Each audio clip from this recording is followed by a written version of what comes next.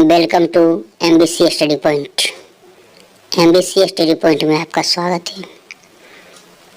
आज हम इस वीडियो में class 9th history question number 6 से क्वेश्चन नंबर 10 तक देखेंगे। तो आपका क्वेश्चन नंबर 6 है, द्वितीय विश्व युद्ध प्रथम विश्व युद्ध की ही परिणति थी कैसे? द्वितीय विश्व युद्ध प्रथम विश्व युद्ध की ही परिणति थी कैसे? इसका आंसर इस प्रकार से लिखेंगे।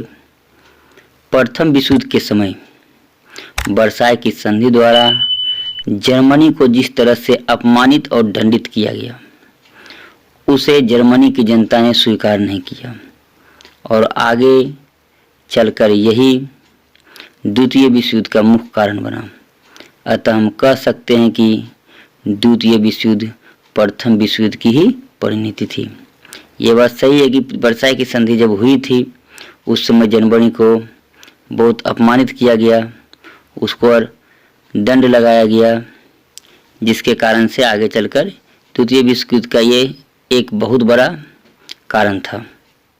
आपका अगला प्रश्न क्वेश्चन नंबर 7, द्वितीय विश्व युद्ध के लिए हिटलर कहाँ तक उत्तरदायी था? द्वितीय विश्व युद्ध के लिए हिटलर कहाँ तक उत्तरदायी था? तो इसका आंसर थोड़ा सा लंबा जाएगा, क्योंकि इसमें हिटलर के बारे में थोड़ा लिखना है। तो इसको लिखने के लिए तो हम 3 पार्ट में समझते हैं, 3 पार्ट में लिख भी सकते हैं।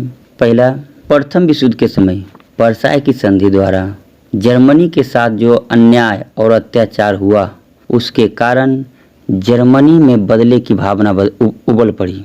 ठीक ऐसे ही समय में जर्मनी में हिटलर का उदय हुआ। उसने नाजी पार्टी की स्थापना की और जर्मनी का तानाशाह बन गया। ये हो गया पहला पार्ट, याद करने में भी सुविधा होगा आप लोग को।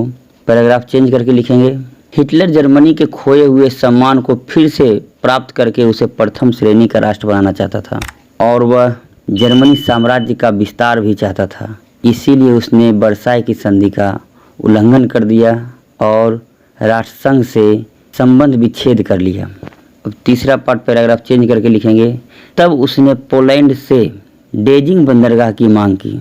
पोलैंड के इनकार करने पर 1 सितंबर 1939 ईस्वी को जर्मनी ने पोलैंड पर आक्रमण कर दिया, जिससे द्वितीय विश्व युद्ध छिड़ गया।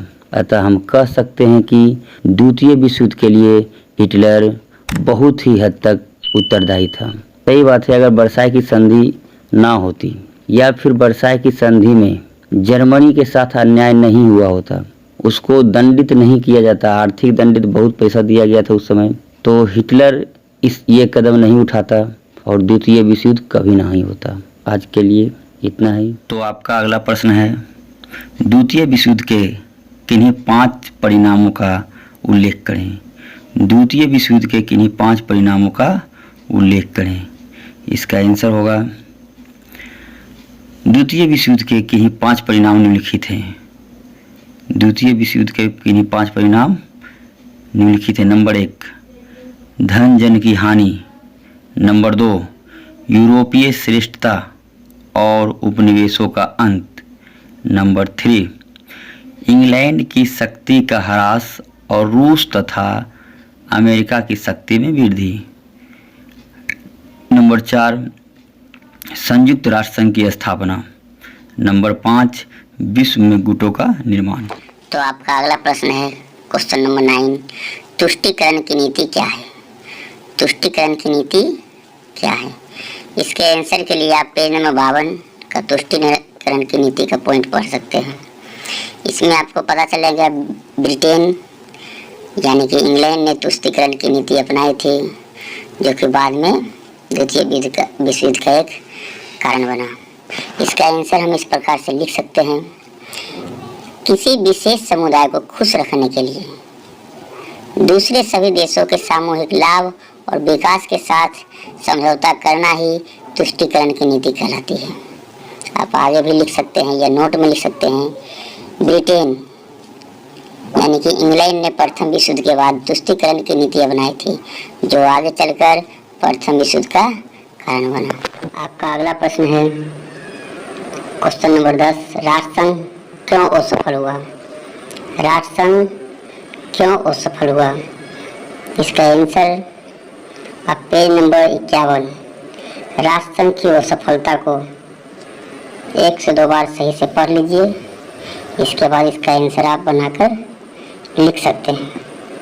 राष्ट्रसंघ और संयुक्त राष्ट्र संघ दोनों अलग अलग हैं, ये बात आपको समझ में आ जाएगी।